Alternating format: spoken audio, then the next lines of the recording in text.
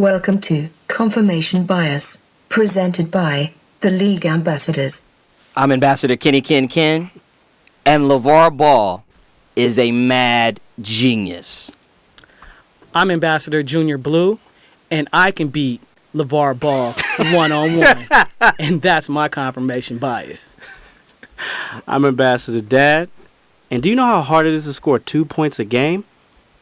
That's my confirmation bias. I'm Red O, and despite all the madness, LeVar Ball is a good father, and that's all that counts. And that's my confirmation bias. And I'm Ambassador Chef Curry, and on my dad's birthday today, I bought LeVar Ball a copy of the documentary Trophy Kids. I think he'll appreciate it. And that's my confirmation bias.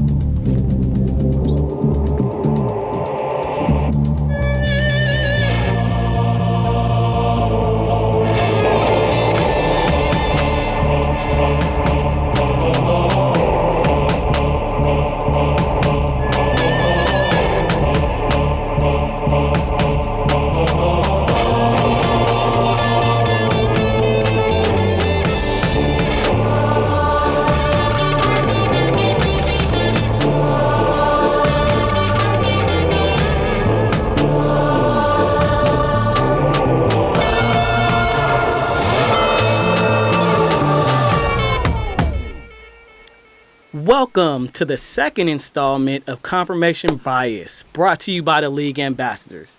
I want to remind everyone to go to all of our social media handles at The League AM, so Twitter, Instagram, Facebook, and visit our website at theleagueam.com. Another thing that we added on the first show was a segment called Diplomatic Immunity. What that is, anybody watching us live on Facebook can ask questions or leave comments, and at the end of the show, we will get to them, as many as we can, and answer your questions. Yep. With that being said, let's get to the hot topic.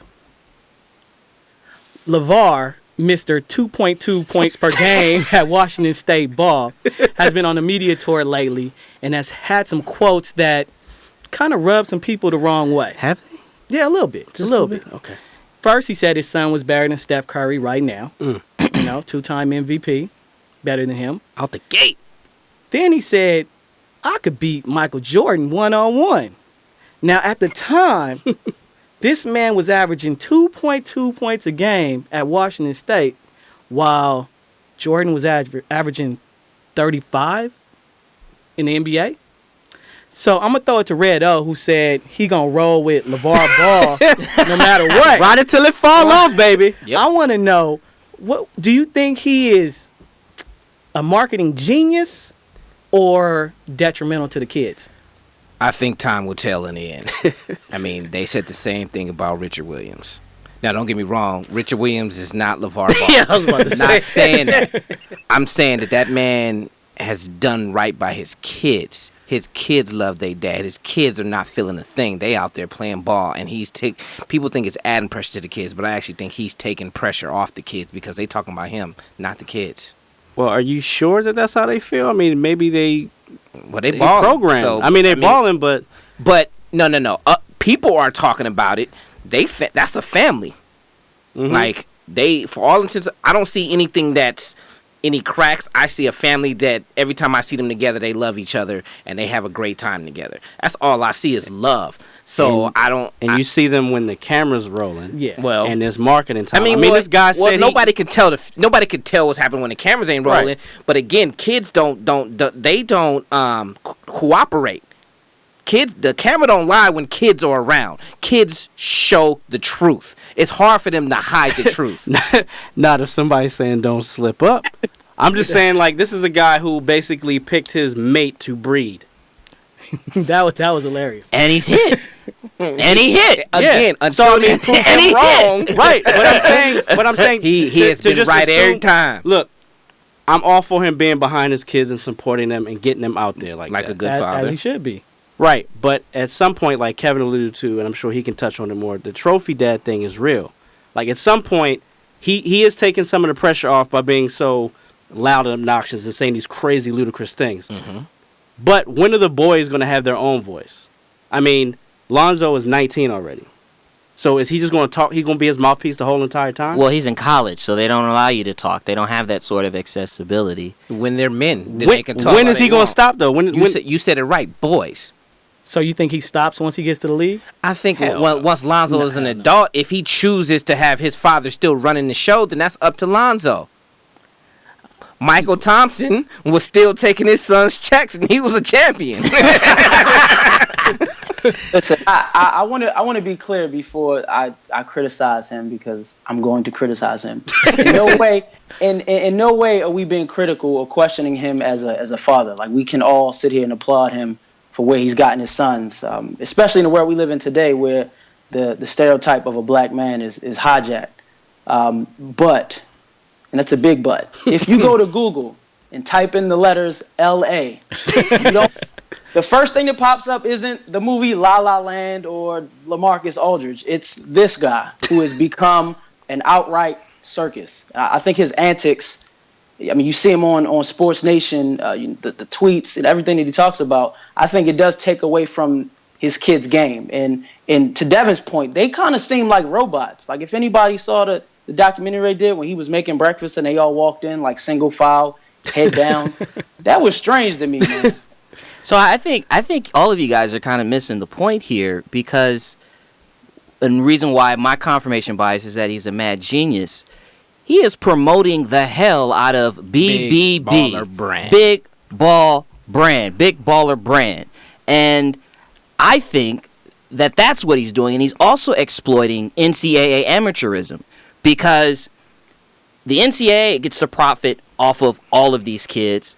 So, and these kids can't sign endorsement deals while they're in college, but he is taking a family brand, and his noise, his words, his personality is drawing a whole lot of attention, so that he's done an ESPN tour. We're talking about him on our beginning podcast. We're opening the show. And for every crazy thing he said something smart. Like, he said UCLA wanted him to wear the jersey. He said, no, I'll wear the colors, but it's going to be BBB on my chest. BBB. Yeah. And the thing is, people, when stuff really went to the next level is when he said, listen, if anybody want my kids, if anybody want my boy, they're going to have to give us $1 billion deal. And you know what? There is a path here where if Lonzo goes to, say, the Lakers, which is that is one of the richest organizations there in LA and in Los Angeles, and if he leads the resurgence of that franchise, you won't be able to shut Lavar up. Ever. Come at on, that man. point, he's a prophet, because he said he was going to the Lakers. But more importantly, also that BBB brand.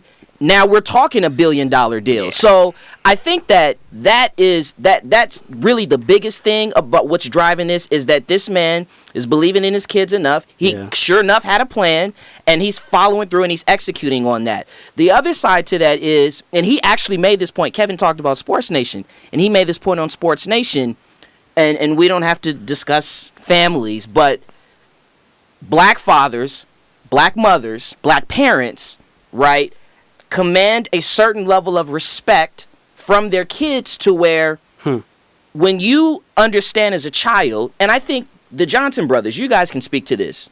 You talk about Slug all the time. We all know about Slug. But there's still a certain respect there that you have as your father, and it doesn't affect you. You embrace and understand who he is. And I think with those kids, the sort of comfort and the reason why they aren't fazed is because they know that's their dad. But that's his personality. That's his nature. So it doesn't mean that it's going to then affect their performance or their behavior. And go ahead. It may or may not. And I agree with the whole exploiting the NCAA, because that's a big time mafia organization in and of itself. But what if the other two don't hit?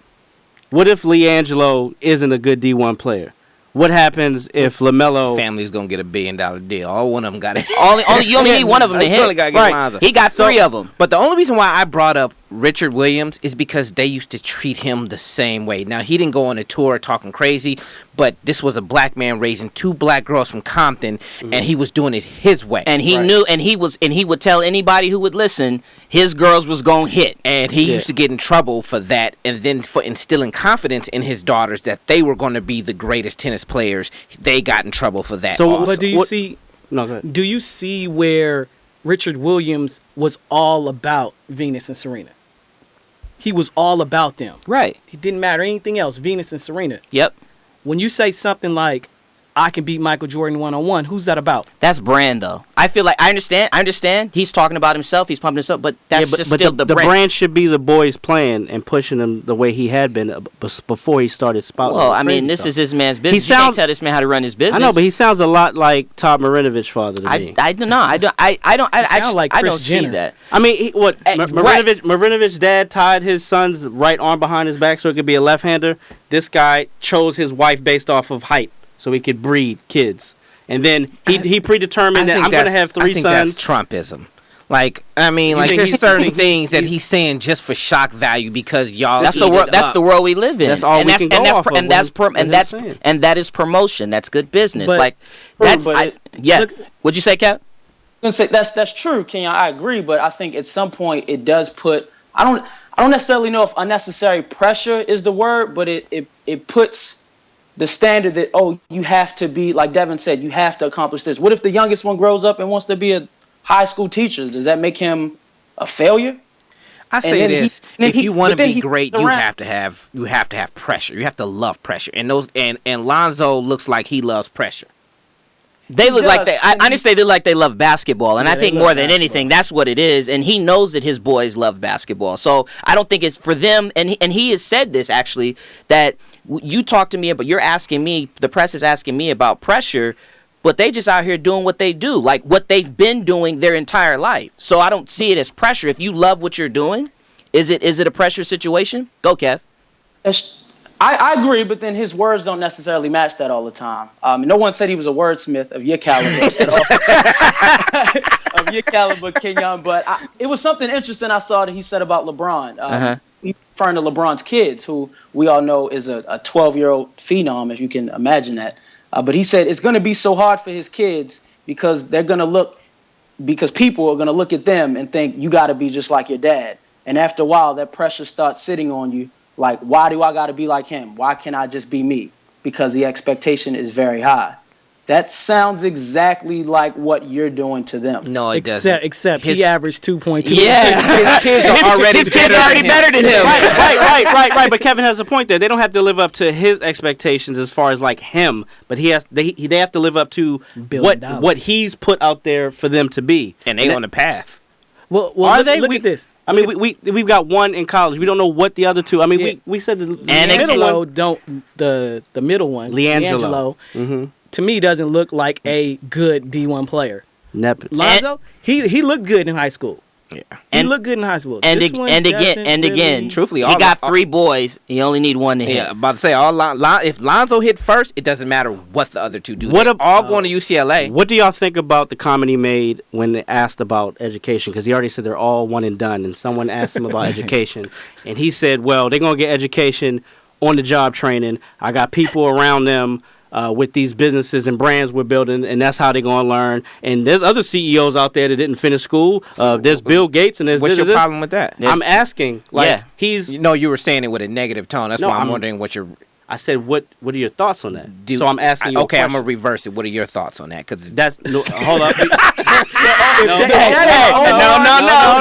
I'm not getting in the white van. I'm asking the question because I tried to take him to the deep end. Right, like Kev said, like what if the third one wants to grow up and be an architect? Ain't no windows on that van, sir. I'm not getting it. Yeah, I mean, okay. But you making up stuff because I'm not making up stuff. What if he does? He's a grown man. He can make that decision. That's what he said, though. Yeah, no, I'm basically said fuck school if they're building a family business. Well, that bell means we've got to go on to Black versus Blue. All right.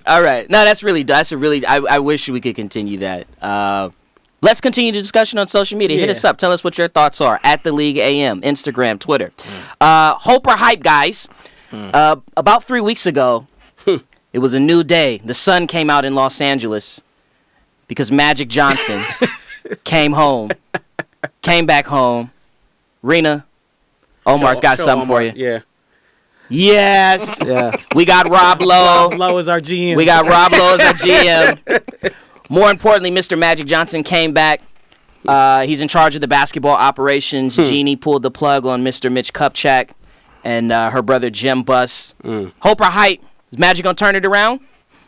You know what? It got to be hope for the simple fact that we no longer have Jim Buss.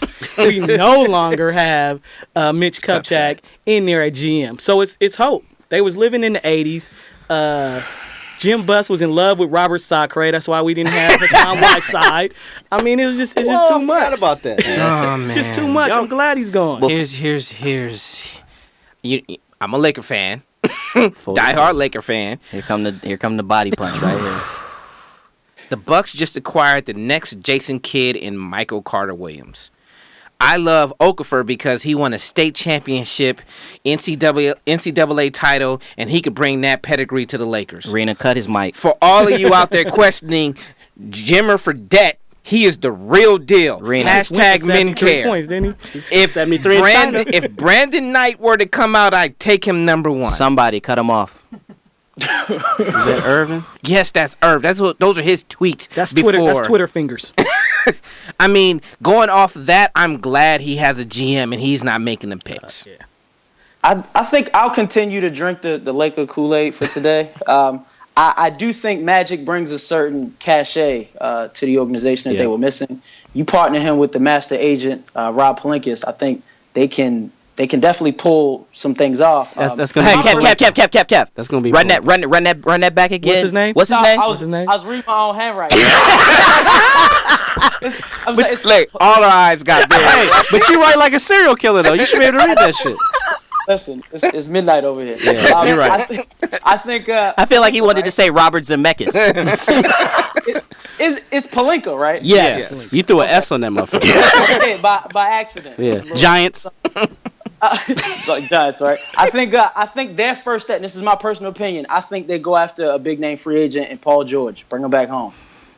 I'm gonna refrain because I'm a Laker fan. Right. Yeah, that's another year away. I say hope, but we can move on. I think it's hope too. Yeah. I do. He read. Hey, here you go arguing against himself. I was arguing with myself. And he argued against himself. So the reason why I have hope is because I believe in Rob. I think he knows the CBO and he will be good. Let's make a left turn. Hit or flop. The U.S. men's national team is in danger of missing the World Cup for the first time in over 30 years. Mr. Bruce Arena, new head coach, he brought back Clint Dempsey, who hadn't played soccer in a while because he had an irregular heartbeat. Palpitations. He's getting up there in age. Yep. And we've lost the first 2 out of the 10 qualifying games. We got one coming up. Is this a hit or a flop with Clint Dempsey? I'm going to go with flop for 100, Alex. They basically have brought him back just for a name, and he is washed up. He's a used to do, as Ambassador Skinny likes to say. I got from a good source, my soccer insider, that basically the U.S. is on a name-grabbing frenzy, and they just want to keep it relevant. They do this all the time. This is a typical Team USA move. They also have another gentleman on the team that's washed up. His name is Altidore. Yeah, Josie Altidore. Yeah, there's another player that should be ahead of him, Bobby Woods, who actually plays overseas. Yep. That should be out there, and they're doing the same thing just to create like the buzz. Knicks. But didn't he replace some of those players you're talking about with these older guys after Klinsmann failed? What was his name? Yeah, Jurgen Klinsmann. Yeah. So the guys who should be on there are the reason why they're in the position they're in now. Once Arena took over, he brought in some veterans. Right, but he was there before, I believe. He was yes, the coach Bruce before. Arena has been the coach. Yeah, before. I understand that. But when Klinsmann came in, he cleaned house and because he wanted to do it his way, and it was an utter failure, if I'm not mistaken. Correct. Yeah, all of it's a dumpster fire. So, from what I understand, he's trying to bring in some veterans to, at the very least, try and right the ship. And if they got a name, so be it. So is that a hit or a flop in your opinion? I think it remains to be seen. flop. He's riding the pine. No. He's not even going to play. He ain't even going to play. He's not even going to play. All right. Finally, in Black versus Blue, we've got the topic newsworthy or nothing to see here. Mr. Ezekiel Elliott is back in the news again. Won't he? Now, Skinny's hoping. this is an interesting story because it was a St. Patty's Day parade, but St. Patrick's Day is tomorrow. Oh, they getting In ready. Dallas, All they week. get loose early. All week. They got Mr. Elliott standing on the balcony, Loose, you say? and he shirts? he was loose, and he went and he grabbed and lifted up the shirt Or pulled it down. or pulled it down. He pulled it down. He did. He pulled Yeah. it down. Is this newsworthy? Is this nothing to see here, Kevin? It was something. Considering his considering his history, considering who he is, Considering his history, considering the climate of the NFL. absolutely is newsworthy. It's off season, man. You got to be smart. But I got to be careful here because it's a but. But if We're done. I'm being careful. If a woman wants to reveal herself, you That's have her to leave prerogative. that option up to her. You can't do you. it for her. Okay. Because that's Thank you, Kevin. Thank you for thinking that through thoroughly. Because that's assault, Kevin. Thank you, Kevin. Okay, and on that note, we're moving on to our Is You With It or Nah segment, which is our debate segment. I'm very excited to bring this up because this is a sports debate that we're going to have that's been ongoing for quite some time. Almost to the day, 30 years ago, there was a super fight between the middleweight champion of the world, Marvelous Marvin Hagler, and Sugar Ray Leonard, who had been out of the sport for 5 years, who was the former welterweight champion. So we're going to debate who won that today on this show. And who knows, maybe we'll find out. 30 years, people have been still talking about it. Today, our combatants are going to be Ambassador Kenny Ken and Junior Blue. So In the left corner. exactly. So what I'm going to do, just like before, I'm going to flip the coin. I'm going to have He gonna drop it one time. Kenyon call it in the air because his name comes first. And then the loser. Timing too. You had to count. Yeah, I did that earlier. So call it in the air. All right, hits. It is tails. So that means Les gets to choose his position. I'm gonna choose Sugar Ray. Okay. That means Mr. Would the Kenyon. dimples come out that deep? Yeah. you get to choose who goes first. I'll let my elders go first.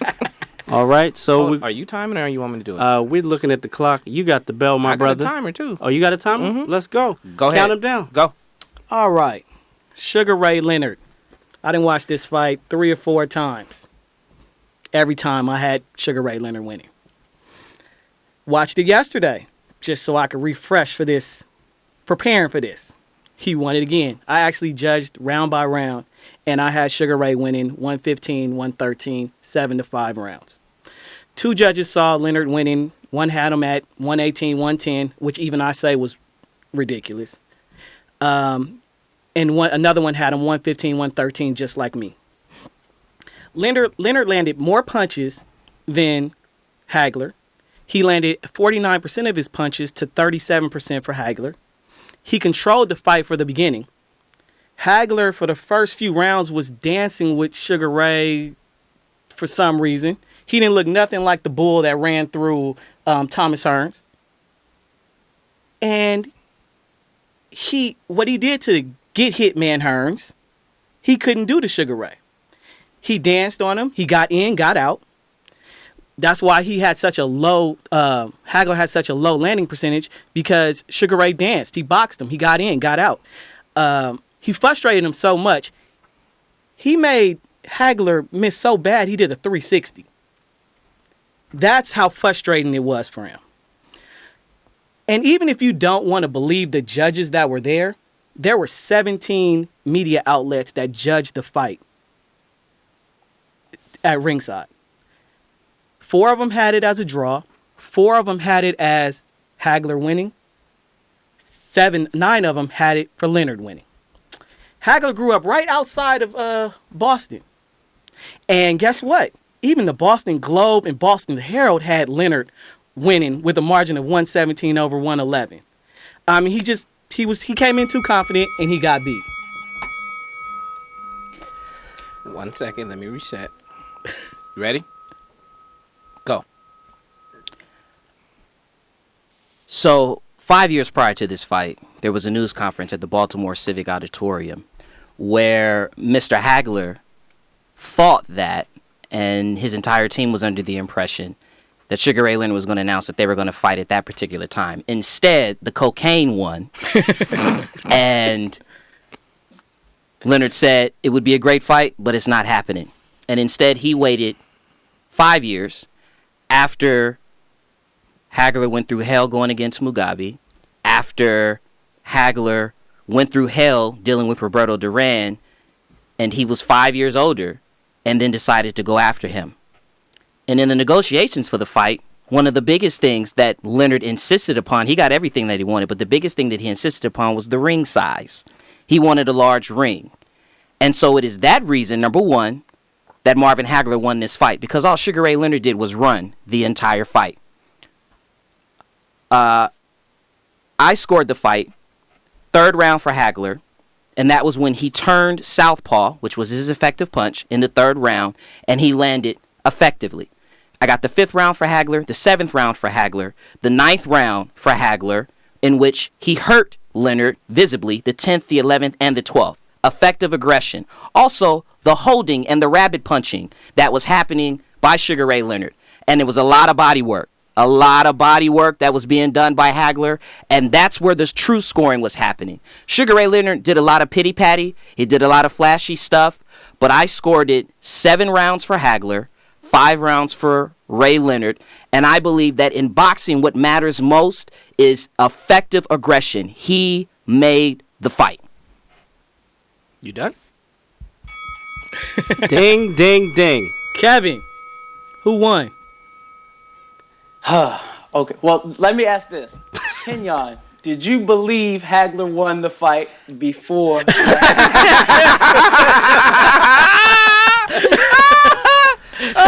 I did not believe for 1 second that Marvin Hagler won that goddamn fight. That's why as soon as Devin said tails, I just lit up like a Christmas tree. Okay, I say that because, like Les, I've seen that fight 4 times. I watched it twice today. I scored it a tie. One time I couldn't decide. In the most recent So time. it was a tie again.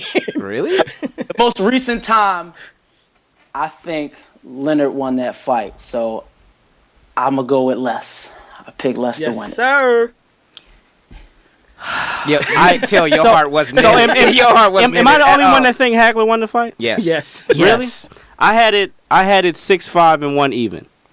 Nah, I had it 8 rounds for Leonard, 3 rounds for Hagler, 1 round even. The 9th round, which is a great round, by the way, I had that as an even round.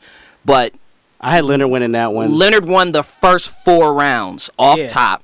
And Because he danced with him. the thing, well, it wasn't that he danced with him. It honestly, having this debate made me like just look at the backstory. First of all, Hagler had his training camp in Palm Springs. You know who lives in Palm Springs? A bunch of old people and a bunch of alternative individuals.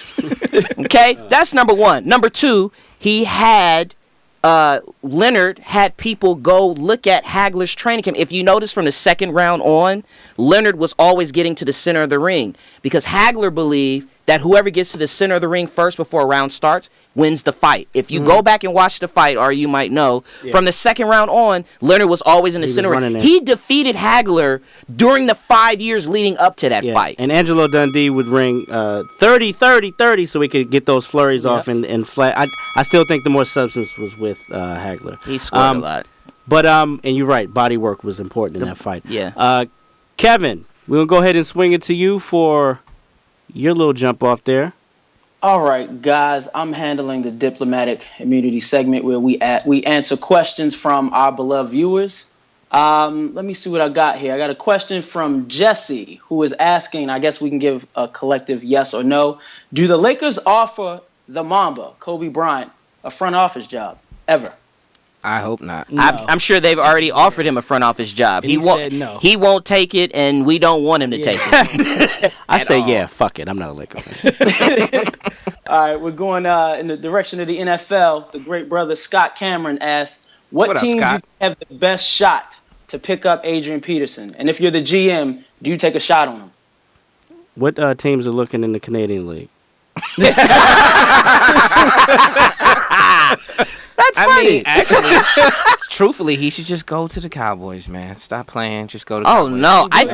no! I think the field. Honestly, this the is Raiders. This is the best. Well, this is the best possible situation So for he can teams. sit on the bench and not get hurt. That's why. No. For For teams that kind of wanted him but wasn't sure, the market has broke, and players the movement has happened in such a way where the Giants, the Raiders, the Packers, That first domino fell. the Philadelphia Eagles, like all of them are like, oh, this would be a great situation now because he's been humbled. Because I fully believe that number one, Seattle, he went to Seattle thinking he was going to Seattle, and they was like, well, you're going to split carries. And then Minnesota today was like, we're moving on. Like Rick Spielman actually had a press conference said Adrian Peterson will not be back here. So I think the field is wide open for Mr. Peterson. All right, and I got one more football question. We're going to keep it hometown. Miss LaDonna Johnson, Dev's mother, asked, and I guess I'll couple that with Nick Nutso's question.